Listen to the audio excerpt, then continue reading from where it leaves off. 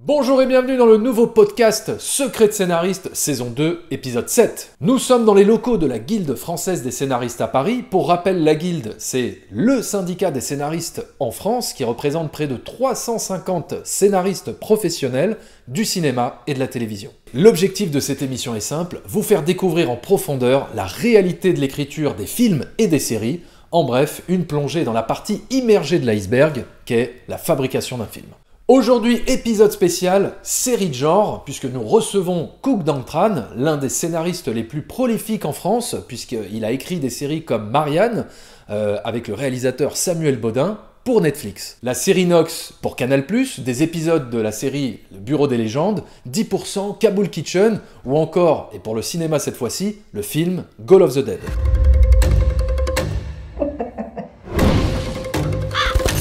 Je te préviens. Je vais te punir.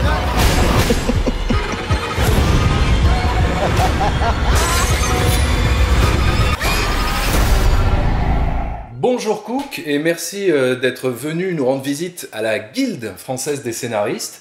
On est très content de te recevoir parce que tu fais quand même partie des scénaristes les plus prolifiques en ce moment en France, et notamment sur des séries de genre, fantastique, horreur, thriller. Et avant d'entrer dans le détail de ce qui fait la spécificité de l'écriture de genre dans le scénario, je voudrais d'abord que tu nous dises comment tu en es arrivé à être scénariste. Est-ce que tu as suivi une formation professionnelle? Est-ce que tu as fait une école du scénario? Raconte-nous un petit peu ton parcours. Alors dans ma vie d'avant, j'ai travaillé 10 ans en entreprise. J'ai fait une crise de milieu de vie. Et j'ai décidé de devenir scénariste. Et donc, j'ai fait le CEA en formation courte. C'était écrire la fiction en 52 minutes. C'était une formation qui m'avait été recommandée par Jean-André Yerlès à l'époque. Et donc, j'ai fait 3 mois, 4 mois de scénario. Ça m'a complètement bouleversé. J'ai adoré tout ce que j'ai appris. J'ai adoré cet univers. Et à cette époque-là, il y avait Alain Lérac qui était professeur, il y avait aussi Martin Brossolet, et c'est eux qui m'ont mis un petit peu le pied à l'étrier dans ce milieu.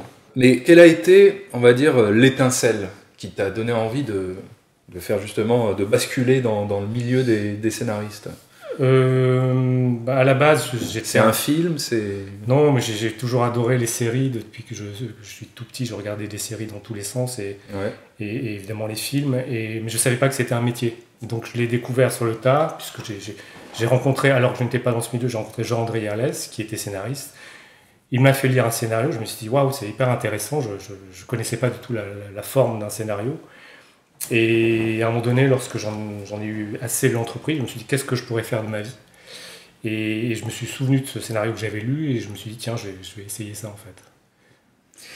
Et est-ce que tu as écrit à ce moment-là des projets on spec, comme on dit, sans avoir donc une certitude de concrétiser ce que tu écrivais Ah, mais des projets optionnés, j'en ai eu une foulée et je pense que le taux de réussite doit être inférieur à 10%. Enfin, peut-être sur 10 projets optionnés, j'en ai peut-être réussi à 1.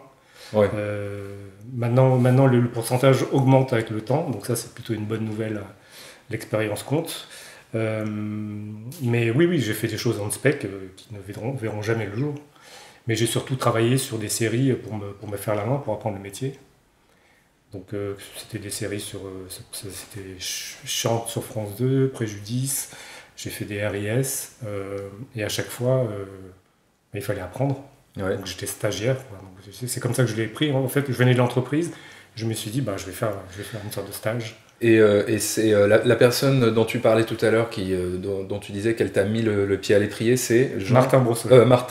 Martin Brossolet. D'accord. Et en quoi il t'a mis le pied à l'étrier? Est-ce qu'on peut dire que ça a été une sorte de mentor pour toi? Enfin, en quoi ça a été déterminant en fait? J'ai eu Alain Lérac et Martin Brossolet. Le principe du mentor, c'est qu'il t'accompagne dans le temps. Et en fait, à un moment donné, j'ai dû partir vivre aux États-Unis pour des raisons personnelles, ce qui fait que je me suis un peu déconnecté du milieu. Donc, j'ai pas eu de mentor qui m'a suivi véritablement. Mais Martin Brossolet, qui était enseignant au CEA à l'époque, avait également été directeur de collection sur une série qui s'appelait Préjudice, une série judiciaire modeste. 26 minutes. Et il m'a fait passer des tests. Pendant que j'étais en formation, j'ai été pris et donc j'ai commencé à écrire des épisodes tout de suite. Donc j'ai commencé à travailler quasiment immédiatement.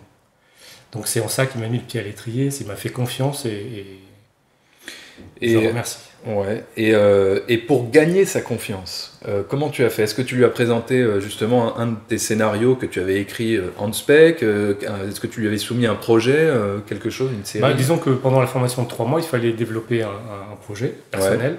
Donc j'ai commencé à travailler ce projet et donc il a sans doute remarqué des petites qualités d'écriture dans ce que j'avais fait et il s'est dit on va essayer de développer ça. Et quelle est la leçon la plus importante que tu as apprise dans tes premières expériences d'écriture? Du coup, c'est une phrase d'Alain Léra qui parle d'un acte et il dit en fait simplement une séquence, il faut qu'elle soit logique et surprenante. Maintenant, 12 ans après, cette phrase est toujours valable. Il faut que ce soit cohérent dans ce que tu racontes et en même temps, si ça n'est pas surprenant, ça n'est pas très intéressant. De toute façon, la surprise, qui est une des émotions de base, ça va dans n'importe quel genre. Il faut toujours surprendre. Ouais. Alors, c'est pas des surprises forcément où on saute sur son canapé. Ça, c'est la surprise de la peur, par exemple. Mais surprise de la tournure que prennent les événements, surprise de ce que dit un personnage.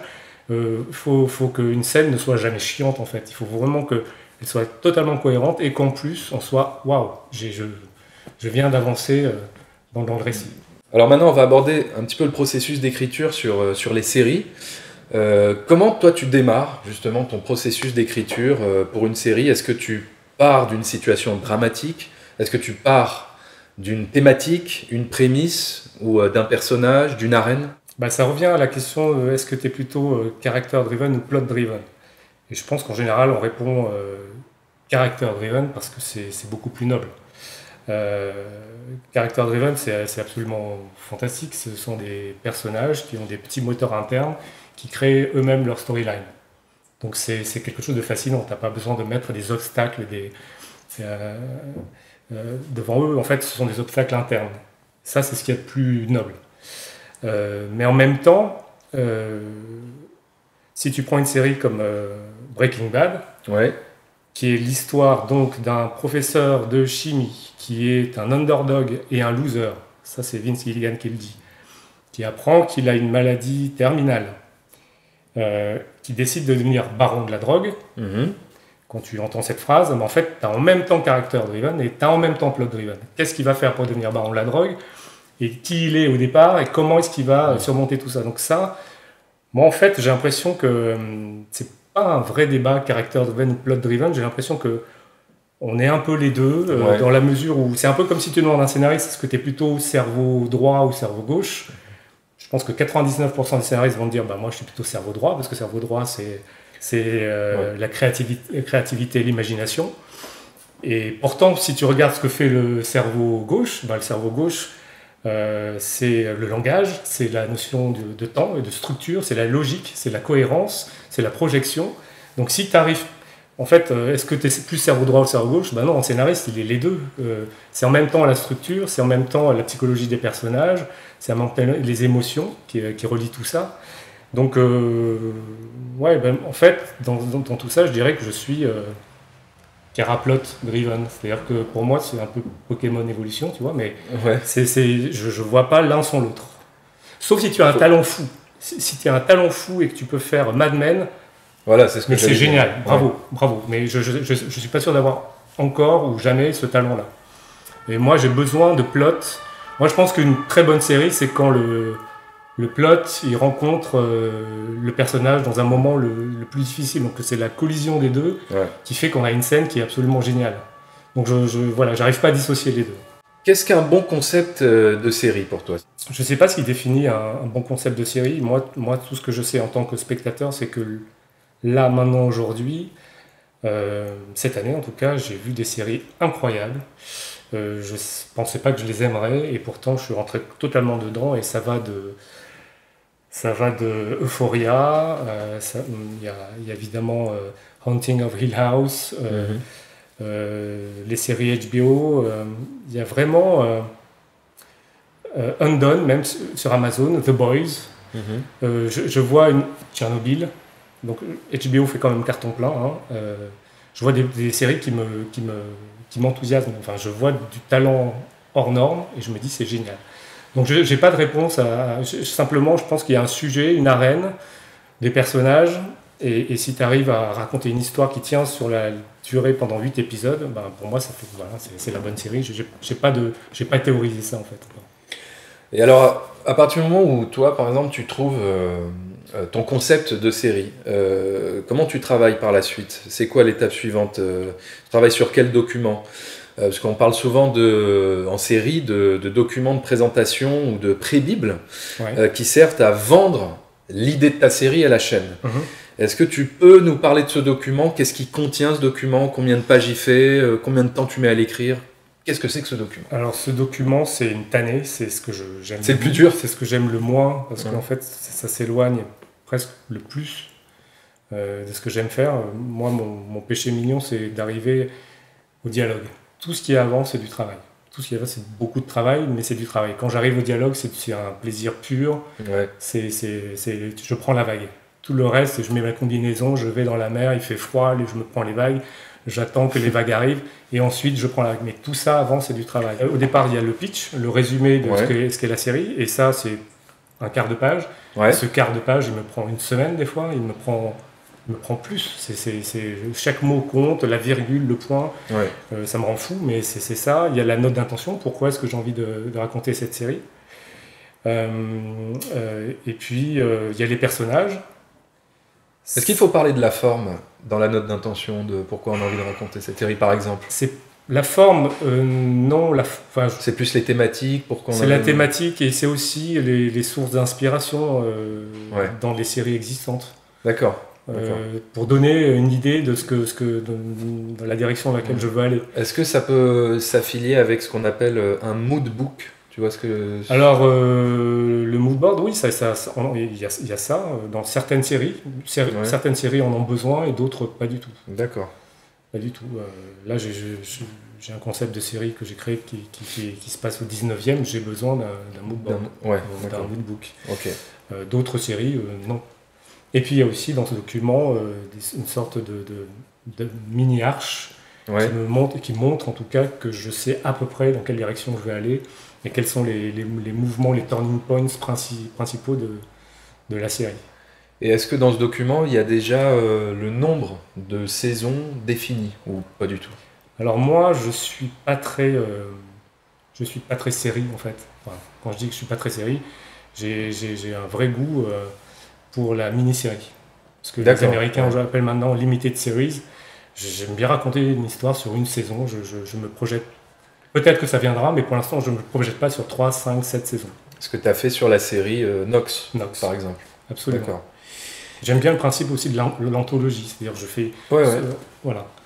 Une seule saison. Ce que fait Mike Flanagan sur Haunting of Hill House, il explique, il raconte une histoire pendant une saison. Fin de l'histoire. Maintenant, je vais raconter une autre histoire de maison hantée. Et avec les mêmes personnages, je crois.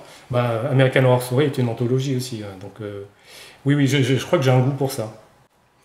Et alors, à quel moment tu définis le fil rouge de la saison, l'intrigue principale? À ce moment-là, du document? Avant d'écrire le document, je sais qui est mon protagoniste principal et je sais quelle est sa quête, et je sais quelle est son arche. Ça, oui, bien sûr. Je connais l'arène. En fait, dès que j'ai l'arène et que j'ai un sujet, que j'ai la prémisse, forcément j'ai le personnage qui va avec. C'est un personnage qui est... c'est les deux faces d'une pièce, je ne peux pas dissocier ça en fait. Donc à la base, le personnage est fait pour être dans ce milieu-là, sinon Vince Gilligan, pour Breaking Bad, il n'a pas choisi un riche millionnaire qui veut devenir baron de la drogue. Il savait tout de suite qu'il fallait quelqu'un qui soit à l'opposé. Mais d'ailleurs, ce qu'il a fait est absolument dingue. Il prend un personnage, il dit c'est le protagoniste, et moi à la fin, il va devenir antagoniste. Ça, c'est un truc qu'on n'avait jamais vu avant. Et la deuxième chose, c'est de dire, moi, j'aime pas les buddy movies, donc ce qu'on va faire, c'est que je vais mettre deux mecs ensemble, mais jamais ils vont vraiment s'aimer. Jamais. On va pas faire une scène à un moment donné où ils disent, tu sais quoi, t'es mon pote, t'es mon ami, et sans toi. Non. Il y a des moments de respect, il y a des moments de tendresse un peu distanciée. Ça dure très peu de temps. Mais voilà, il n'est pas là-dedans. Donc Gilligan, lui, il a fait un truc qui est radical et qui est très chouette en même temps. Donc. Une fois que tu as ce document que tu l'as présenté à la chaîne, voilà, qu'est-ce qui se passe après ? C'est quoi les étapes suivantes ? Ça y est, là tu pars dans, on va dire, la rédaction d'une continuité dialoguée, où tu fais la Bible des personnages. Est-ce qu'il y a la Bible des personnages dans oui, il y a les personnages. Ouais. Alors c'est pas mon truc préféré en fait. Est-ce que c'est obligatoire de faire une Bible des personnages quand on fait une série ? Oui, tu dois dire qui sont les personnages principaux, tu es obligé. Mais en réalité, moi je connais les traits de caractère de mes personnages. Ouais. Je déteste leur inventer une vie antérieure avec une sorte de backstory qui est hyper longue, qu'on ne verra pas à l'image, à l'écran. Les personnages, pour moi, ils commencent vraiment à exister, à prendre forme lorsque je les dialogue. C'est-à-dire que je sais à peu près quels sont leurs points de caractère dominants et leurs défauts, mais ensuite, c'est très théorique. C'est-à-dire que dès qu'ils parlent, c'est là que je sais à peu près dans quelle direction ils vont. Et donc, c'est pour ça que, pour répondre aussi à ta question avant, c'est que moi, je fais un truc... D'ailleurs, les 2 derniers projets que j'ai pu vendre, entre guillemets, je l'ai fait, j'ai fait un pilote pour moi en fait. J'ai écrit le pilote sans qu'on me demande rien, un peu à l'ancienne des Américains, parce que je sais si la série existe à partir du moment où mon pilote fonctionne et prend vie. Si les personnages ne disent pas grand chose, si la thématique ne se trouve pas dans le pilote, c'est que j'ai certainement raté un truc. Donc le pilote aussi donne vraiment, le pilote incarne tes personnages. Et aussi l'avantage du pilote, une fois que tu l'as écrit et que les gens le lisent, c'est que c'est très difficile pour eux de revenir en arrière. C'est-à-dire que tu as posé des graines, tu as commencé à planter les personnages que tu as envie qui existent. Et du coup, c'est plus difficile pour les gens en face de dire « Ah ben non, on voyait le personnage principal autrement. » Non, en fait, c'est comme ça que moi, je le voyais. Ouais. Et il faut développer à partir de là. Mais c'est aussi, voilà, c'est avec maintenant 12-13 ans, j'ai plus d'expérience, que je peux me permettre ce genre de choses. D'accord. Mais au début, c'est plus compliqué que ça. Et alors, tu parlais d'arche de personnage. Est-ce que tu peux nous expliquer ce qu'est une arche de personnage quand on écrit un scénario ? C'est son parcours. Mais c'est son parcours. Le parcours de Walter White est hyper intéressant. Le parcours de Bilbo ou de Frodon est très intéressant aussi. Moi j'aime bien. J'ai un vrai goût pour les quêtes initiatiques en fait. Ouais. Parce que c'est le moment où un personnage devient adulte. Et devenir adulte, c'est pas forcément chouette. Devenir adulte, ça veut aussi dire que tu perds ton innocence, tu perds des illusions, tu gagnes d'autres choses. Mais voilà, c'est ton personnage, tu vois comment il évolue sur 8 épisodes. Et ça, évidemment, c'est très important. Tous les personnages ne sont pas censés bouger ou changer. Hein. Ouais. Je pense qu'il en faut au moins les protagonistes principaux. Enfin, je pense qu'il faut quelque chose et changer dans leur univers. Ouais, il faut qu'il y ait une vraie évolution. Bien sûr.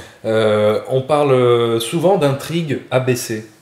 Qu'est-ce que c'est ça, par exemple ? Intrigue ABC. C'est aussi une façon de construire une arche dans l'intrigue. Enfin, c'est... Oui, parce que si tu prends... Pourquoi ABC ? ABC, c'est parce que tu as plusieurs personnages que tu vas suivre. Et puis aussi, il faut dire que si tu fais une série, que tu focalises que sur un personnage, c'est-à-dire que pendant 52 minutes, tu ne restes que sur lui, eh bien, tu as intérêt à avoir beaucoup de choses à dire sur ce personnage. Hein. Et donc, c'est aussi important. Puis une thématique, tu as besoin, pour exprimer une thématique dans une série, tu as besoin de plusieurs points de vue. Tout le monde ne doit pas être évidemment convergent vers la même opinion. Donc c'est important d'avoir des gens qui ont des opinions différentes. C'est presque, en fait, faudrait presque que tu aies un personnage qui incarne le moi, il y en a un qui incarne le ça et l'autre qui incarne le surmoi. Et ça serait presque complet, c'est-à-dire qu'on exprime sans cesse remettre en question ce qui se passe. Et puis il faut des caractères qui sont antagonistes aussi au sein de l'histoire qu'on raconte. Alors on connaît assez bien, on est plus familier on va dire des structures de scénario pour les films, pour le cinéma. Est-ce que tu peux nous expliquer comment se structure une série une fois que tu as donc tes personnages, que tu as trouvé les arches de tes personnages, que tu as voilà, le concept, l'intrigue, comment s'effectue le tissage des scènes et comment on arrive à faire évoluer tout ça sur voilà, 12 heures, 20 heures de fiction. Je donne la priorité à mon héros, à mon héroïne, protagoniste principale, donc je vois vraiment, j'écris son arche à lui ou à elle. Et ensuite, ce que tu appelais les intrigues B et C, je les mets dessous et je vois en fait si elles coïncident avec l'arche principale. Et donc c'est à partir de là que je prends et que je découpe un épisode. Je me dis, je commence par ça et ensuite, voilà, c'est vraiment un mélange, c'est une sorte de... À partir du moment où je fais une arche narrative sur 8 épisodes, alors évidemment, j'ai rien en détail. Ce sont des grands, des mouvements principaux, on va dire. Mais ce que je fais, c'est que, bon, évidemment, je connais la fin. Alors, je sais qu'il y a des scénaristes qui, peut-être, n'élaborent pas la fin et avancent comme ça, et dans ce cas-là, suivent leur personnage. Moi, comme je suis plot-driven, du coup, j'aime bien savoir où je termine les choses. Et en fait, comme j'ai lancé plein de mouvements là-dedans, j'essaie de me dire, en fait, si j'arrêtais l'épisode à ce moment-là, qu'est-ce qui se passerait? Est-ce que ça serait bien? Est-ce que le moment de suspension qu'on met là, c'est un bon cliff? Est-ce que c'est Et donc, après, je coupe un peu mon arche en 8 morceaux. Et je me dis, tiens, je vais m'arrêter là. Alors, bien sûr, après, ça bouge, mais c'est juste une tentative. Mais parfois, c'est une fin qui est plot-driven. Et parfois, c'est une fin qui est plus caractère-driven, avec une suspension en forme d'émotion pour un personnage qui, d'un coup... donc voilà, c'est un mélange. Et alors, justement, pour structurer tout ça, est-ce que tu utilises par exemple un writing board oui, avec des post-it ou des... Voilà, Oui, alors il y a la version papier, oui, bien sûr, je le fais. Et puis maintenant, j'utilise davantage quelque chose qui est plus... je peux utiliser un tableau Excel. Ou bien même, maintenant, il y a des apps qui font ça très bien avec des sortes de post-it virtuels où tu peux bouger. Sam Bodin sur Marianne utilise ça d'ailleurs. Donc, c'est une pensée arborescente en fait. Donc, ça permet ça, oui. Mais j'ai besoin, oui, effectivement, d'avoir à un moment donné l'ensemble de la saison. Et puis ensuite, je vois par épisode, j'ai besoin d'avoir un point de vue global sur la série. Tu me parlais de, voilà, par exemple, segmenter ton histoire en 8 épisodes. Comment vous définissez ça d'ailleurs, le nombre d'épisodes par saison? Enfin, d'ailleurs, est-ce que ça se définit presque avant d'écrire l'histoire? Pourquoi 8, pourquoi 10, pourquoi 13 quand vous breakez l'histoire en épisodes avec d'autres, avec des co-scénaristes, est-ce que voilà, vous avez déjà déterminé le nombre d'épisodes? Je crois qu'avec l'expérience et la pratique, on sait très vite vers quoi on s'oriente. Mais ce que je trouve absolument fabuleux aujourd'hui avec les plateformes, c'est qu'il n'y a plus de nombre d'épisodes prédéfinis. Enfin, il y a très longtemps, pour les Américains, il fallait 22 épisodes pour faire une saison. Ensuite 12, 10, 8... Ça peut être 7, 6, 5. Tchernobyl, je ne sais plus combien d'épisodes il y a. Mais c'était 6. Je crois que c'est un nombre impair, il me semble. Donc il y a des séries comme ça qui permettent... je crois qu'il faut juste raconter l'histoire.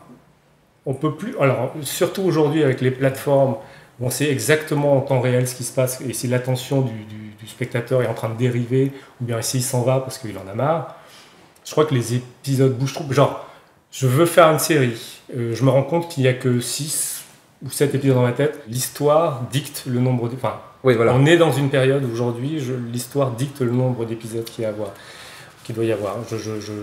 Les épisodes bougent trop, je remplis parce que je dois arriver à 8 épisodes. Je crois que c'est terminé. J'espère que c'est terminé, parce que ça n'a aucun sens. Oui, les spectateurs s'en fichent, quoi. Oui, alors avant, on était dans une logique de chiffres pairs ou de 2, parce que c'est des soirées. Maintenant, là où on va, on n'a plus besoin de ça. Donc, à cause de, enfin, je veux dire, ou plutôt grâce à l'absence des annonceurs, par exemple. Est-ce que c'était les annonceurs le fait de binge-watcher les séries, d'avoir, tu t'en fiches en fait, sauf si tu es vraiment un fanatique des monomaniaque, nombres, monomaniaque avec des nombres pairs. Ouais. Mais sinon, non. On peut raconter une histoire en 5, en 7, en 9. Donc on est dans les personnages. Est-ce que tu peux nous dire ce qu'est pour toi un bon personnage de série ? Qu'est-ce qu'il doit avoir ce personnage pour que justement le spectateur il puisse s'accrocher à lui et le suivre jusqu'à 20 heures, 30 heures de fiction ? On va revenir au bon vieil Aristote et sa poétique. Il faut que le personnage, tu arrives à t'identifier à lui, que tu éprouves de la pitié et de la crainte pour arriver à la catharsis. Donc pitié, c'est en être en empathie avec lui, et crainte, c'est redouter ce qui va lui arriver. Il n'a pas besoin de te ressembler, le personnage. Et à partir de là, s'il y a pitié et crainte, tu peux l'emmener jusqu'au bout. C'est-à-dire que tu peux en fait, tu vas te menotter au téléspectateur qui n'a pas tellement le choix, qui a dit en fait j'ai investi dans ce personnage alors que je pensais pas que je l'aimerais. Je m'investis dans Walter White alors que franchement je me dis bon, les choix qu'il fait sont quand même douteux à certains moments. Et en fait le personnage m'emmène jusqu'au bout, jusqu'à la catharsis où la catharsis, c'est l'épuration des émotions, des sentiments, c'est l'expression des émotions négatives. Donc des tensions psychiques qu'on accumule en regardant la série, et ensuite on ressent ça, et les bonnes séries font ça. Donc un bon personnage, c'est un personnage auquel tu t'enchaînes malgré toi, ou bien en tout cas c'est notre boulot, c'est de faire que le personnage suscite même un tout petit peu d'empathie en toi pour qu'il t'emmène aussi loin que possible. Alors je voudrais aborder maintenant la collaboration entre les scénaristes quand on est plusieurs à écrire sur une série. Est-ce qu'il y a un showrunner qui chapeaute le tout, enfin qui choisit le pôle de scénaristes, qui choisit les scénaristes? Comment ça se passe Oui, bien sûr. Enfin, moi aujourd'hui j'ai 2 configurations principales. C'est soit je suis à l'origine du projet, et dans ce cas-là je constitue une petite équipe. Parce que moi, C'est combien de personnes, une petite équipe? J'aime bien qu'on soit 3. D'accord. 4 maximum. Donc vous fondez une sorte de writer's room. J'ai déjà fait des writer's room dans le passé où on est 8-10. Ouais. C'est trop pour ma petite personne. Je préfère qu'on soit 3, qu'on soit concentré, qu'on avance vraiment une petite boule compacte. Donc ça, donc je cherche 2 scénaristes qui vont se mettre au service de l'univers que j'ai créé. Et le deuxième cas de figure, c'est que, et c'était le cas avec Samuel Baudin pour Marianne, c'est que lui avait créé la série, donc il avait un document et il cherchait un co-auteur pour l'accompagner dans le développement de 8 x 52 minutes. Et là, en fait, c'était à mon tour de rentrer dans son univers, de comprendre et de me mettre à son service. Et en fait, j'adore les deux parce que dans le cas, lorsque je me mets au service de l'univers avec un mec qui est doué, et c'est le cas de Samuel Baudin, je vais l'appeler Sam, ça sera plus simple, c'est un vrai plaisir. Un mec qui a du talent, tu l'accompagnes, et en fait, dans les 2 cas, de toute façon, il y a une sorte d'intelligence collective qui émerge, et ça c'est ce qui est chouette dans le métier de scénariste. Donc, là, vous étiez que 2, donc pour la série Marianne. Et alors, comment ça se passe justement, la coécriture? Vous écrivez tout à 2 ou vous faites des passes successives, chacun écrit un petit peu de son côté, vous vous envoyez par mail, ou non, vous êtes vraiment à chaque fois réunis, vous vous enfermez à la campagne pendant 4 jours pour écrire? Comment ça se passe concrètement? Concrètement, dans les 2 cas, que je sois patron ou pas patron de la série, on est dans un canapé et on se raconte des histoires comme si on avait 7 ans et on dirait que toi tu fais ça et on dirait que moi je fais ça. Et dans le cas de Marianne, c'était un vrai plaisir parce que c'était ça. On faisait la première série d'horreur française depuis toujours, quasiment. Donc on s'est dit, si se passait ça, si on faisait ça, et c'est comme ça qu'on a construit. Donc oui, c'est ça, c'est une discussion. Ensuite, donc on parle de l'Arche. Donc c'est là qu'on crée, on est des millions, on crée le monde de notre histoire, et ensuite. On se répartit les épisodes, donc il y en a un qui va dialoguer tel épisode, l'autre épisode, et c'est toujours, quand je suis le patron, il faut toujours que je passe derrière parce que je dois garantir l'homogénéité, la cohérence, et puis même En termes de dialogue, il faut que ça sonne juste et que ce soit toujours. Et la deuxième chose, dans le cas de Marianne, j'écrivais un épisode et c'est Sam qui est repassé derrière en disant oui, alors qui bougeait quelques petites choses ou beaucoup de choses d'ailleurs parfois, pour que ce soit cohérent dans la vision qu'il avait de la série.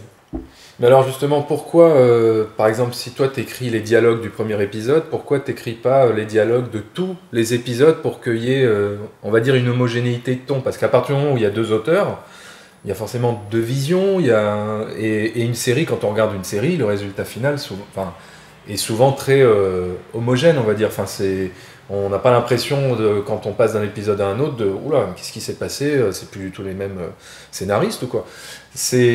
Comment ça se passe justement pour garder cette homogénéité de ton, et d'ailleurs qui peut se transparaître sur des séries qui sont écrites par 3-4 scénaristes différents. C'est le créateur de la série qui est garant de ça, tout simplement. Et moi, en vrai, j'adorerais écrire, dialoguer tous les épisodes des séries que j'écris, en vrai.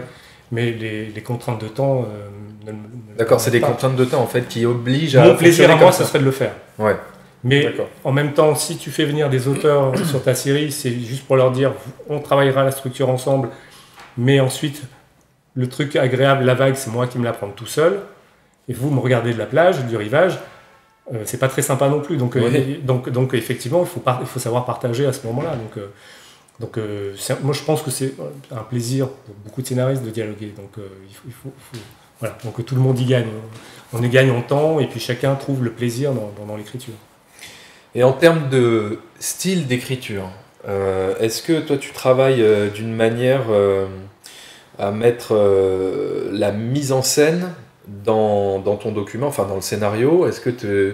Est-ce que quand on lit ton scénario, on voit déjà les idées de mise en scène, limite les placements de caméra, les angles de vue? Non, et ça peut m'arriver de dire gros plan sur le visage parce que je veux qu'il y ait une émotion. Voilà, ouais. Oui, ça peut m'arriver, mais non.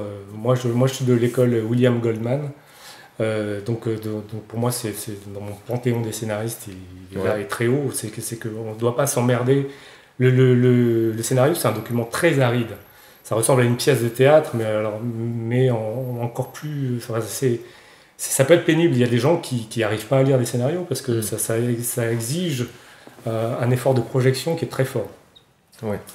Et donc, quand tu lis un scénario de William Goldman, tu t'emmerdes jamais parce qu'il fait des digressions.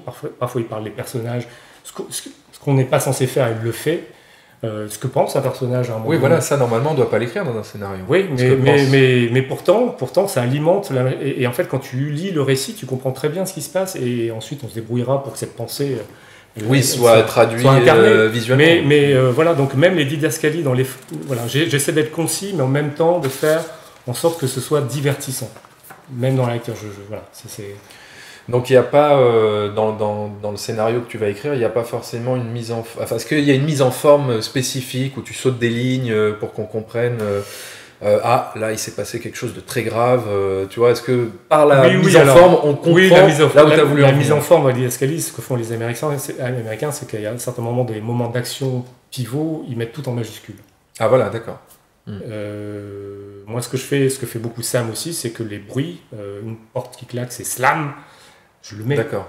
Okay. Un ascenseur qui arrive, ting, je le mets parce que je veux juste que les éléments visuels sonores dans un scénario sont aussi importants. D'accord. Ça n'a pas l'air très important, mais je pense que ça contribue à rendre le scénario plus vivant. Benjamin Dupas, qu'on a reçu à la Guilde, il nous avait parlé de la nécessité d'ajouter du pizzazz. Est-ce que tu vois ce que c'est ? Voilà, du pizzazz aux scènes. Est-ce que tu peux nous expliquer ce que c'est le concept de pizzazz ? Qu'est-ce que c'est ? C'est ce que je disais tout à l'heure, entre logique et surprenant. Le pizzazz, c'est le petit truc surprenant. Ça a l'air fantaisiste, mais c'est le petit truc, le personnage qui fait un petit pas de côté, qui a une fulgurance, ou bien un geste, une action qui fait qu'on est un petit peu waouh. Le pizzazz, c'est la surprise, tout simplement. C'est se dire waouh, je m'attendais pas à ça. Et ça, on doit le voir, on doit l'écrire, on va dire, dans chaque épisode, au moins une fois dans chaque épisode ou... Non, l'épisode, non, mais ça, c'est dans chaque scène. D'accord, dans chaque scène. Non, mais aujourd'hui, on va le voir très vite, je pense. C'est que quand toutes les plateformes américaines seront là, on n'aura plus le choix. C'est-à-dire qu'il y aura plus de... Dans le sens où il faut maintenir l'attention d'un spectateur en lui donnant... Ça sera constant. Ouais. C'est-à-dire que chaque épisode, chaque scène, tout compte. Tout compte. Ce qu'ils vont regarder, c'est combien de spectateurs commencent la série et combien la terminent. Et pourquoi est-ce qu'à un moment donné, ils s'en vont. Donc on ne pourra plus être aussi, je veux dire, désinvolte, ou bien ça sera plus la Dolce Vita. C'est génial, les plateformes qui arrivent, parce qu'il y a des espaces de liberté qui s'offrent à nous, mais en même temps, ce sont des Américains, et en même temps, c'est un business, c'est une industrie qui que ça soit efficace. Bien sûr, et qui a des critères qui sont très spécifiques. Donc, Pizzazz, oui, malheureusement, ça va être... Avant, c'était quelque chose que tu pouvais saupoudrer de temps en temps, mais maintenant, je crois que chaque scène doit amener ça. Et de toute façon, toutes les bonnes séries que je vois... Oui, toutes les scènes doivent faire avancer l'histoire. Je regarde Chernobyl, là, en ce moment, je suis en train de re-regarder Penny Dreadful, ou d'autres séries comme ça. Tu vois chaque scène, il n'y a aucune scène où tu te dis, en fait, ça n'a aucun rapport. Ils sont en train de c'est du badinage. Non, il n'y a pas de badinage, en fait. Il y a juste un épisode dans Breaking Bad qui est peut-être un peu comme ça, mais je sais pas si tu te rappelles, c'est l'épisode de la mouche, réalisé et écrit par Ryan Johnson, je sais pas si tu te rappelles, où c'est une sorte de parenthèse dans la série, c'est l'épisode qui avait fait le plus polémique. Est-ce que tu te rappelles et qu'est-ce que tu penses de cet épisode ? Mais non, mais Ryan Johnson, déjà, après il a fait un Star Wars, je sais pas si c'est grâce à cet épisode, mais en tout cas, j'adore les digressions, moi. Il y a des choses, on disait avant, et c'était il n'y a pas si longtemps, on ne fait pas de voix off, ne faites pas de voix off, et limitez les flashbacks. Et pourtant, je vois que ça, et moi, ça me met en joie à chaque fois. On me raconte une histoire, je vois un personnage qui est derrière en arrière-plan, une silhouette qui est là, je le vois un peu, et à un moment donné, on me dit, tiens, tu sais quoi, je vais te raconter cette histoire-là, parce que ça n'a pas de rapport, a priori, mais pourtant, ça rentre dans la thématique de la série.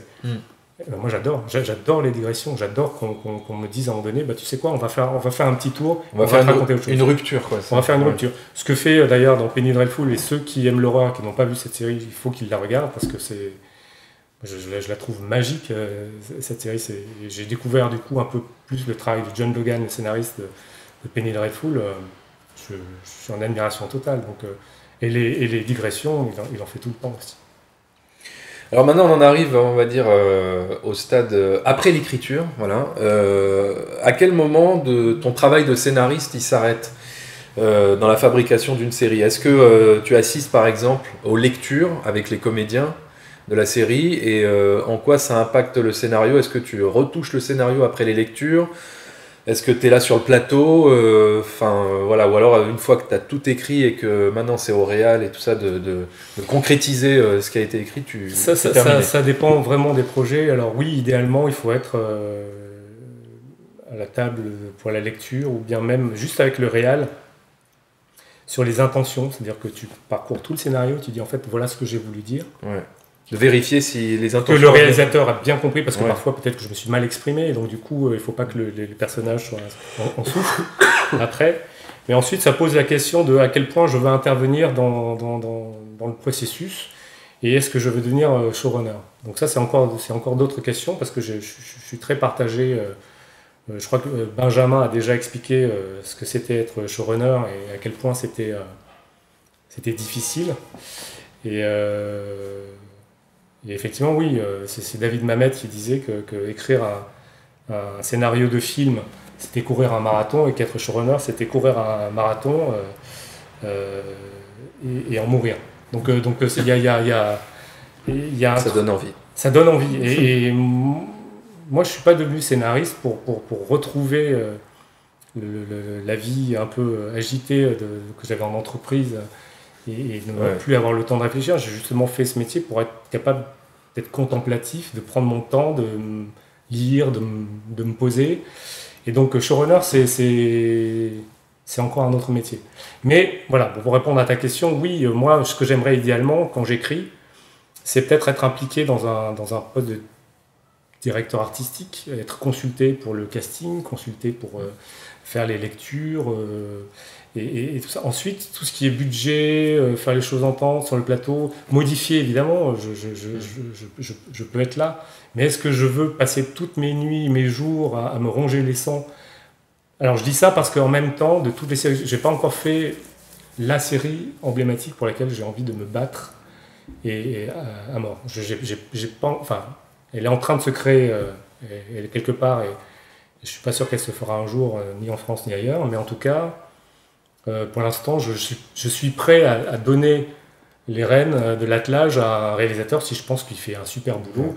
Là, en l'occurrence, pour Marianne, Sam est co-scénariste, je suis co-scénariste de Sam et réalisateur, je lui ai une confiance aveugle. Je savais exactement ce qu'il allait faire en tant que réalisateur, je le pressentais en tout cas et j'ai pas été déçu. Alors, à la Guilde, on est fervent défenseur de la notion de genre, une notion qui est souvent regardée de haut par une certaine intelligentsia culturelle, voilà, qui considère a priori le genre comme de la sous-culture, alors même que les plus grandes séries ou films mondiaux s'inscrivent dans une tradition de films de genre, hein, voilà, où on peut parler des Sopranos, de Leftovers, de The Wire, ou même on peut parler de Kubrick, de Scorsese ou James Gray par exemple, qui a fait voilà, un film de science-fiction il y a à peine 2 mois, avec Ad Astra. Et d'ailleurs James Gray qui a dit dans un journal, les genres sont l'essence même du cinéma. Est-ce que tu peux nous dire pour toi ce qu'évoque la notion de genre? C'est quoi le genre pour toi? Le genre, en tout cas en France, enfin, je pense que c'est ce sac dans lequel on a mis tous les trucs qu'on ne pouvait pas faire, qu'on n'avait pas envie de faire depuis longtemps. Donc on a mis dedans le fantastique, la science-fiction, la fantasy, l'horreur. Et tout ça on l'a mis dans un sac, et effectivement, ce sac-là, on l'a fermé, on l'a balancé dans une rivière, et du coup, on a laissé ce territoire-là aux Américains. Et pourquoi en France on a fait comme tu dis, on n'a pas voulu s'intéresser au genre pendant longtemps? La dernière série française d'horreur, c'est L'île aux 30 cercueils, je crois, ce que disait Alexandre Le Train, c'est L'île aux 30 cercueils, ça a été diffusé en 1979 sur TF1. Donc c'était l'adaptation d'un livre de Maurice Leblanc, et autant vous dire, c'était sur TF1, autant vous dire que c'était pas totalement effrayant. On est en 79, en même temps aux États-Unis sortent Amityville et Alien. Donc on voit déjà qu'il y a un truc où on n'est pas tout à fait dans le truc. Ouais. Derrière, après, ce qu'il faut voir, c'est qu'en France, on avait 3 chaînes. Ensuite, ça s'est un peu amélioré, mais pas tant que ça. C'est-à-dire qu'à un moment donné, où est-ce qu'on aurait pu trouver de l'horreur, par exemple, je parle de l'horreur, en France? TF1, non. France 2, non. France 3, non. M6, peut-être à la rigueur, on aurait pu faire un petit truc sur M6, mais M6 a décidé il y a 10 ans, par exemple, de ne plus faire de fiction française.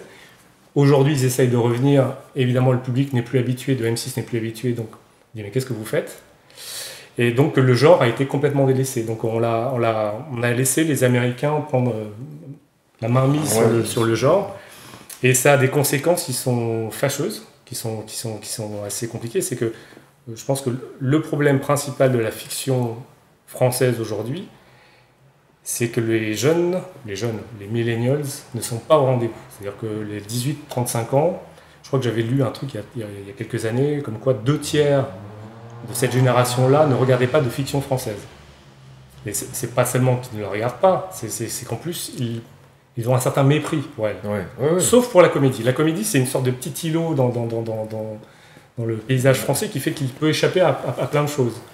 Mais on a décidé que les Américains savaient faire la science-fiction, la fantasy, et que nous, on n'était pas compétents pour le faire. Et donc il y a eu un silence abyssal pendant des années. Donc aujourd'hui, ce qu'on on a essayé de faire avec Marianne, c'est de... Alors on ne va pas ouvrir la porte tout de suite, mais en tout cas, essayer de la défoncer un petit peu avec notre bélier. On essaye ça pour qu'ensuite, d'autres s'y engouffrent.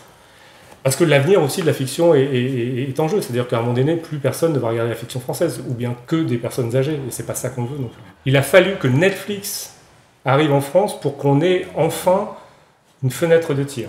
Ouais. Quand on a commencé à écrire Marianne, on n'avait aucun diffuseur. Mais aucun. Il a fallu la foi d'un producteur, Raphaël Rocher, pour dire « Ok les gars, c'est pas grave, écrivez, on trouvera peut-être quelque chose à un moment donné. » Mais qu'est-ce que selon toi le genre apporte? On a 6 émotions de base. C'est joie, joie, tristesse, colère, surprise, amour. J'en ai oublié une, je ne sais plus laquelle c'est, mais peur, évidemment. C'est le genre. Et nous, en fait, notre métier de scénariste, alors, au-delà de la structure, des personnages, des dialogues, etc., nous, c'est la machine, et nous, quand on tourne le robinet, en fait, c'est du concentré d'émotions qui en sort. Donc ensuite, soit tu vas vers la joie et tu fais des comédies, et ça, c'est une émotion positive, donc tout le monde recherche ça. Enfin, je veux dire, moi, je pense que... moi, je trouve que le monde ne va pas très bien, et en même temps, on n'a jamais vu autant de séries. Est-ce qu'il y a un lien ? Je ne pense pas qu'il y ait une coïncidence. C'est-à-dire qu'on a besoin, à un moment donné, de s'échapper. Ouais. Donc le genre, lui, est plus spécifique parce qu'il fait appel à une émotion négative qui est la peur. Et la peur, c'est pas pour tout le monde. Tout le monde ne recherche pas cette émotion. En revanche, ceux qui sont attirés par ça sont très fidèles. Ils sont d'une loyauté sans faille. Ils répondent présent quand on leur propose ça. Et pourquoi est-ce qu'on aime la peur ? Alors la première raison, c'est que l'adrénaline que ça procure. C'est la même chose quand tu fais des montagnes russes, que tu sautes en parachute. C'est-à-dire, c'est ce truc-là, j'ai un rush d'adrénaline et c'est génial. Et la deuxième, je pense, qui est un peu derrière, c'est le fait que quand on regarde une série d'horreur ou un film d'horreur, on est dans une sorte d'espace sécurisé, ce canapé-là, qui nous permet d'exprimer des émotions négatives, la peur. Tout en étant en sécurité. Tout en étant en sécurité. Et en fait, c'est un peu comme les gens qui regardent des telenovelas ou des soaps avec des choses très dramatiques. C'est quand ils en sortent, ils disent en fait, ma vie n'est pas si mal. Il y a une sorte de ma vie n'est pas si mal. Et ben, l'horreur, ça fait un petit peu ça. C'est-à-dire que tu regardes ça et en fait, et l'horreur, souvent, je parle de l'horreur spécifiquement et on parlera du genre parce que c'est encore... Il y a plein de distinguos et on met tout dans le même sac. Alors franchement, la SF et l'horreur sont ça peut être deux choses très différentes, bien sûr. Le fantastique et l'horreur sont deux choses différentes aussi. Et donc, je pense que voilà, il y a un espace où on peut justement se libérer des tensions psychiques, de toutes les émotions négatives qu'on peut ressentir dans le monde qui nous environne. On regarde une série d'horreur et la série d'horreur, c'est un peu comme un conte, les contes de fées. C'est qu'il y a une notion très prégnante du bien et du mal. Donc il y a un ennemi, il y a un obstacle, et il faut montrer du courage. Ouais, mais c'est ce que j'allais dire, c'est que là on se rapproche même, peut-être avec le genre, beaucoup plus de la mythologie, des mythes, et on joue avec ça. Il y a aussi la SF qui a un rôle qui est génial, parce que la SF, j'avais lu il n'y a pas très longtemps qu'en fait le fantastique, ça répondait, en fait, c'était des peurs individuelles, alors que la SF répondait à des angoisses collectives. Collectives et que tandis que le fantastique, en fait, lorgnait vers la psychanalyse et les névroses qu'on peut avoir, la SF, elle lorgnait vers la philosophie. Ouais. Donc c'est vrai que si tu regardes Battlestar Galactica ou bien Westworld, Westworld, c'est plus imparfait. Mais en tout cas, Battlestar Galactica, il y a quelque chose de très beau dans ce qu'a fait Donald Moore. C'est métaphysique, c'est ontologique, c'est qu'est-ce que c'est que l'être humain. Et donc, c'est assez extraordinaire. Donc, je crois que c'est Krivine qui parlait de méta dans ce qu'on est. La SF permet ça. Et même d'ailleurs, les Walking Dead, c'est quelque chose sur qu'est-ce que c'est qu'être humain au final. Et c'est aussi qu'est-ce que c'est. Et les films, et on peut rebondir comme ça. Haunting of Hill House, qu'est-ce que c'est ? C'est sur la mort, c'est sur la séparation, c'est sur l'oubli, c'est sur le pardon, c'est sur plein de choses. Donc on peut, les émotions négatives, on les a en nous. On peut pas s'en débarrasser comme ça. La tristesse, la colère et la peur, qui sont les trois émotions négatives de base, on les a en nous, de toute façon. Donc il y a des gens qui choisissent de pas creuser dedans parce qu'effectivement ça peut ne pas être très agréable. Mais on peut faire quelque chose de très... Haunting of Hill House, Mike Flanagan a fait un boulot génial, je trouve, parce qu'il a pris un thème tout à fait classique et il a réussi à en faire un drama qui est vraiment très très beau. Et Leftovers aussi, c'est magnifique. Enfin, Moi, j'ai pleuré sur Leftovers et j'ai pleuré aussi sur Haunting of Hill House. Donc ça veut dire que ces fictions-là peuvent amener des émotions. Mais bien sûr, bien sûr. Prenons 3 séries que tu as écrites. Marianne, qui est de l'horreur, Nox, qui est un polar, et Intrusion, une série diffusée sur Arte, qui est un thriller fantastique. Sur chacune de ces séries, est-ce que tu peux nous dire, on va dire, tes influences, tes références, et comment tu as joué avec les conventions de genre sur ces séries? Sur Marianne, par exemple, c'était quoi l'influence ou la référence? Alors la référence c'était Stephen King. Enfin, il y avait aucun doute là-dessus. Stephen King a joué un rôle majeur dans la vie de Sam, ou la mienne. Alors, Sam qui est précoce, lui a commencé à lire Stephen King à 11-12 ans, je crois. Moi, je m'y suis mis en fait à 18 ans. Et en fait, pendant 2 ans, je n'ai lu que du Stephen King. Alors moi, j'ai un truc un peu obsessionnel, c'est que quand je découvre un auteur, je lis tout ce qu'il fait et ensuite je passe à autre chose. Stephen King, qui avait déjà fait un paquet de trucs, du coup j'ai différentes saisons, Cujo, enfin tout, j'ai tout bouffé Stephen King, et en fait le type a complètement défoncé mon imaginaire. Je me suis dit ok, en fait on peut avoir peur, on peut avoir juste lire une page et poser le bouquin en se disant je le lirai demain parce que là il y a un truc, et pourtant j'ai envie de savoir parce que j'adore ce personnage et je me suis attaché à lui. Et Stephen King a fait ça. Donc, Puis surtout, Stephen King a réussi à parler de sujets très durs, très, très forts. Oui. Quand il écrit Cimetière, il parle du deuil, il parle de choses très, très malaisantes, quoi, très angoissantes, dans un univers de genre, d'horreur, d'épouvante. Mais alors moi, quand j'ai vu Marianne, j'ai un petit peu pensé à La part des ténèbres de Stephen King. Est-ce que par exemple c'était une référence? Mais évidemment Marianne c'est ultra référencé. Enfin, on imagine bien que quand il n'y a pas eu de fiction d'horreur pendant des années, évidemment on va être référencé. Et évidemment on a des hommages. Et donc Stephen King c'est notre... sur le panthéon des écrivains d'horreur, c'est sûr que voilà. Et lorsqu'on a eu ce tweet de Stephen King pour dire j'ai vu Marianne et j'ai aimé, je vais pas dire que c'était un des plus beaux jours de ma vie, mais en vrai c'était incroyable, c'était une sensation de dingue. Et donc vraiment et une grande admiration pour le bonhomme. Donc ensuite sur les autres séries, sur Nox par exemple, Nox c'était polar, mais l'influence c'était davantage la mythologie, c'était Orphée, Eurydice, c'est Béatrice dans les enfers, Dante qui va chercher, voilà. J'ai perdu l'être aimé, je vais le chercher dans les enfers, quitte à y perdre mon âme. Ça c'était assez clair. Et ensuite Intrusion qu'on a coécrit avec Fred Azemar et Florent Meyer, c'était Philippe Cadic, l'influence immédiate. Je crois que voilà, quand on commence comme ça à s'aventurer dans le genre, parce qu'à chaque fois, que ce soit pour Intrusion ou Nox ou Marianne, chaque fois c'est des fenêtres de tir qui sont tellement petites, il a fallu vraiment faut être persévérant dans ces cas-là. J'ai eu de la chance parce qu'à certains moments j'étais au bon endroit pour aller sur un projet suivant. Et est-ce que tu joues avec les codes du genre? On est obligé parce que sinon on rentre dans le cliché. Le cliché au départ c'est une très bonne idée qu'un scénariste a eu, qu'il utilise, et les autres se disent mais c'est trop bien, c'est génial. Ils le font tellement qu'à la fin on l'a tellement vu, on s'en fout. Donc il faut sans cesse essayer de détourner les codes? Il faut toujours détourner les codes, ou bien il faut le faire bien. Par exemple James Wan dans Insidious ou Conjuring, il révolutionne pas forcément le genre, mais il le fait tellement bien, il y a tellement de justesse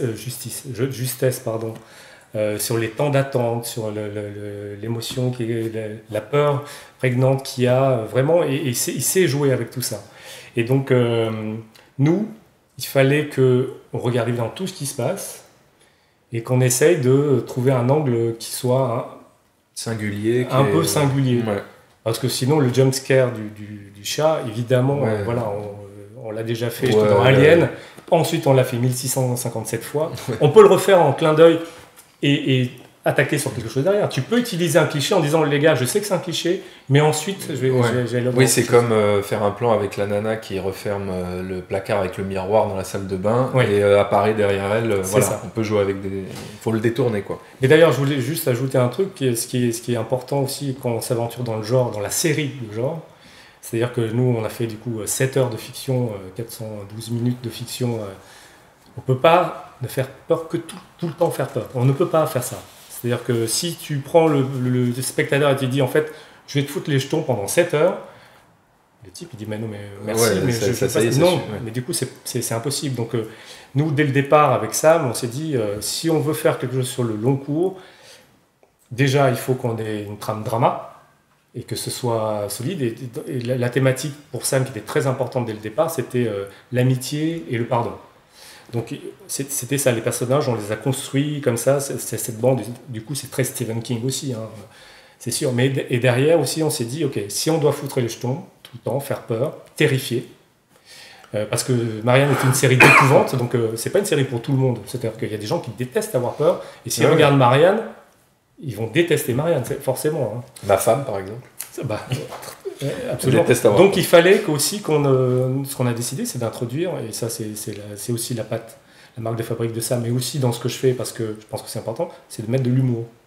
L'humour, c'est des petites bulles d'oxygène à des moments où tu en as vraiment, vraiment, vraiment besoin, parce qu'on t'a enfermé dans un truc, et on te dit, tiens, prends la petite bulle d'oxygène, prends l'humour, et je crois que c'est une des clés pour réussir le long cours, en fait. Et alors sur Marianne, justement, comment ça s'est passé avec Netflix, votre collaboration ? En fait... C'est vous qui êtes allé convaincre Netflix ? Netflix est venu vous chercher ? Comment ça s'est passé ? Netflix a d'abord refusé le projet. D'accord. Donc, nous, et attends, excuse-moi, quand tu dis Netflix a refusé le projet, c'est Netflix France ou c'est oui, Netflix France. D'accord, ok. Et ensuite, nous, on a continué à écrire, et ensuite, ils sont revenus plus tard dans le processus, alors qu'on avait déjà écrit 3 ou 4 épisodes, et ils ont reconsidéré leur opinion, leur refus. Et ensuite, ils ont dit, ok, on y va. Et la collaboration, c'est très bien. Mais qu'est-ce qui les a convaincus alors parce que la première fois quand ils vous ont refusé, parce que vous leur avez amené ce fameux document de présentation de pré-bible, ou vous aviez déjà un pilote, il faudra, je sais plus, parce que moi je suis arrivé après le premier refus de Netflix, donc je ne saurais pas dire. Et alors qu'est-ce qui les a convaincus quand vous y êtes retournés ? Enfin non, c'est eux qui sont revenus. C'est ceux qui sont revenus et qui ont dit. Qui ont reconsidéré. Refaites lire, et en fait on a fait ils ont dit ok. D'accord. Ok, c'est bien, on y va comme ça. Et donc en fait, la collaboration s'est pour le coup très bien passée. Et quel est ton point de vue d'ailleurs justement sur les plateformes, là, l'émergence de toutes ces plateformes ? Est-ce qu'il y a du pour et du contre, ou il y a que du pour ? Moi j'ai l'impression qu'on assiste à la naissance, voilà, il y a l'ancien monde et le nouveau monde. Alors il n'y a rien de péjoratif dans l'ancien monde, hein. C'est juste qu'il y a un nouveau monde qui se présente. Et le nouveau monde, il ne peut pas reprendre les mêmes codes que l'ancien monde, sinon ça n'a aucun intérêt. Et on ne peut pas se battre sur le même terrain. Donc le champ d'exploration est beaucoup plus large. En fait, du coup, c'est vraiment le nouveau monde, pas le Far West, mais la ruée vers l'or. C'est-à-dire qu'il y a des pépites d'or. Il y a des opportunités. Voilà, des opportunités qui s'ouvrent, qu'il n'y avait pas avant. Qu'il n'y avait pas avant. Mais c'est un monde impitoyable. Et je parle pas de Netflix. Que de Netflix. Je parle de Netflix, Amazon, les Américains ne sont pas des enfants de cœur. Hein. Ils font pas les choses parce qu'ils ont un coup de cœur artistique. Ouais. C'est du business. C'est du business, c'est une industrie. Alors évidemment, il y a de l'artistique dedans, heureusement. Mais il faut que ce soit efficace, il faut que ce soit... C'est un petit peu comme, je sais pas moi, voilà. Toi David, tu veux écrire un roman. Donc tu vas aller voir un roman, tu veux écrire une saga. Donc tu vas aller voir Gallimard. Tu dis, bonjour, j'ai un roman, et c'est le premier tome d'une série de 3 ou 4 ou 5. Et là, Gallimard te dit, faites lire. Il dit, mais David, c'est génial ce que tu fais. Très bien, on va publier le livre. Il publie le livre, il sort, tu es à la FNAC, tu vois ton livre là, tu as les jetons, et je sais pas, 2 mois plus tard, tu as Gallimard qui te dit, David, est-ce que tu peux venir nous voir ? Et là, Gallimard te dit, tu sais quoi, David, t'en as vendu 100 000. Et tu es là, mais c'est génial, 100 000, c'est énorme. Il dit, ouais, c'est énorme. Donc j'écris un tome 2. Et il te dit, oui David, tu peux écrire un tome 2, tu repars chez toi. Ça, c'est l'ancien monde. Le nouveau monde, c'est un postulat presque dystopique, c'est qu'il y a les arbres ont disparu de la planète, donc il n'y a plus de papier, donc il n'y a plus de livres. Tous les livres sont dématérialisés. D'accord ? Donc, et Gallimard, en fait, décide de faire une plateforme.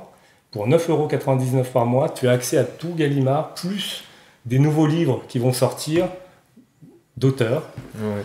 Et ils disent, voilà, c'est ça Gallimard, et donc tu t'abonnes et tu fais ce que tu veux dans cette bibliothèque.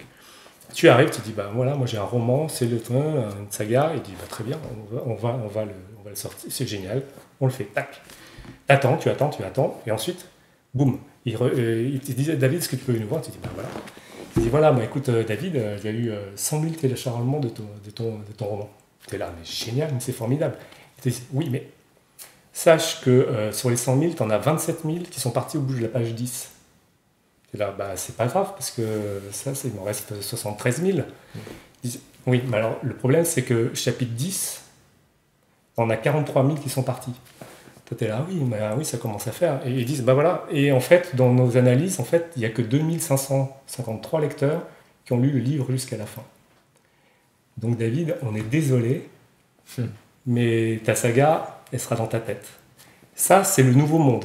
C'est-à-dire qu'effectivement, les opportunités sont formidables, mais en même temps, tout va être calculé. C'est-à-dire qu'ils ont des métriques, des systèmes de mesure qui vont dire, bah non, ça, cette série, on la continue, on l'arrête. Et donc, du coup, le côté, ce que j'appelais la Dolce Vita, truc, c'est fini avec toutes ces plateformes qui arrivent. Alors, ça a l'air négatif comme ça, mais en même temps, ça va nous forcer, scénaristes, chaque fois qu'on propose quelque chose à une plateforme, à bétonner tous les épisodes un par un. Il n'y a plus d'épisodes, on se dit, bon, bah, c'est pas grave qu'il y ait un ventre mou des épisodes 3 et 4, ou 5, 6. C'est fini, ça. C'est maintenant, tu dis, ok, chaque épisode, il va falloir...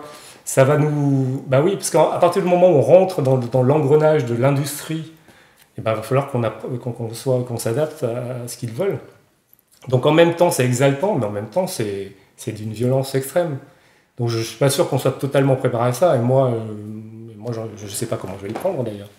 Mais en tout cas, c'est fascinant, mais c'est impitoyable. Et alors j'ai 2 dernières questions pour toi.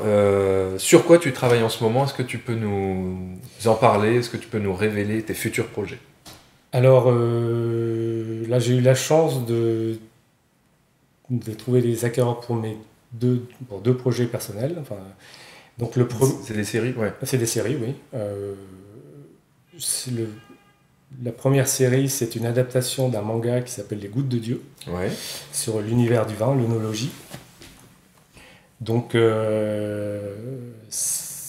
voilà, il y a une touche de fantastique dedans, mais c'est un pur drama. Voilà, ça se passe entre la France et le Japon. Et c'est un peu, il y a un personnage qui a une sorte de super pouvoir gustatif. Et donc ça, je trouve ça très chouette. Voilà, c'est une série patrimoniale. C'est une série qui je ne vais pas dire une saga familiale, parce que j'ai vraiment envie qu'il n'y ait qu'une saison. Mais voilà, ça tisse des relations entre des parents, des enfants. C'est sur le deuil, c'est sur la mémoire, l'oubli, ce qu'on prend de ses parents et ce qu'on rejette d'eux, ou ce qu'on croit rejeter d'eux, ou que finalement nous anime. Donc voilà, ça c'est la première chose. Et l'autre série, c'est une série pour OCS, qui est une série fantastique pour ados. Donc sur des mondes parallèles. D'accord. Et si tu avais un conseil clé à donner à un jeune scénariste qui voudrait se lancer dans l'écriture de séries télé, voilà, qu'est-ce que tu lui dirais? Tu peux t'adresser à lui directement en regardant la caméra. Voilà, un conseil clé pour un jeune scénariste qui veut se lancer dans la série télé. Un conseil clé, c'est que tous les scénaristes vont écrire des concepts. Mais je crois que mon conseil, ça serait, pour incarner le concept, c'est d'écrire un pilote, pour soi, sur son temps libre, juste pour développer les personnages, pour voir comment les intrigues, pour voir si la pierre angulaire de ce que tu vas proposer est assez solide. Si ton pilote, et ton pilote, en plus, tu peux le faire lire, tu auras des retours sur ton pilote, et tu sauras peut-être quelles sont tes faiblesses ou tes forces. Et dans ce cas-là, c'est un conseil à 2 étages. Et le deuxième étage, c'est que si tu sens que tu as des faiblesses structurelles, trouve un autre scénariste qui pourra combler ce manque-là. Et pareil pour les dialogues, si par exemple tu es très fort en concept, que tu as un instructeur qui est absolument dingue, que tu as vraiment bonnes idées, mais que parfois les dialogues pêchent un peu, trouve un autre scénariste, allie-toi avec un autre scénariste, avancez, apprenez l'un de l'autre, et puis peut-être qu'un jour vous pourrez vous séparer et chacun pourra partir dans sa propre direction. Mais je crois que dans ces cas-là ouais, il faut combler ses faiblesses, ça c'est important. Et le deuxième, c'est que le pilote, c'est un objet qui ne ment pas en fait. Soit il est réussi, et dans ce cas-là, on fait une série, soit il n'est pas réussi, et dans ce cas-là, il faut retravailler sans doute le concept. On voit souvent le potentiel dans le ça. pilote. Eh bien, merci Cook pour cette interview. Voilà, continuez à écrire, à lire des scénarios, c'est important, et à découvrir des films ou des séries télé, et à fréquenter évidemment les salles obscures. Voilà, rendez-vous dans un prochain numéro de Secret de Scénariste très bientôt. Ciao. Voilà, nous espérons que ce nouveau numéro de Secret de Scénariste vous a intéressé. Si c'est le cas, n'hésitez pas à aller sur la chaîne YouTube de la Guilde, où vous trouverez plein d'autres vidéos sur tout ce qui touche au métier du scénariste en France. N'hésitez pas également à aller sur le site internet de la Guilde, où vous trouverez une mine d'informations sur l'actualité des scénaristes français, ainsi qu'une Writer's Room, un centre de ressources sur l'artisanat de l'écriture. Enfin, je vous propose des critiques de films, des vidéos thématiques sur le cinéma sur ma chaîne YouTube The Film Talker, donc n'hésitez pas à venir faire un tour pour vous abonner. Secret de Scénariste saison 2 épisode 7, c'est terminé, à très bientôt.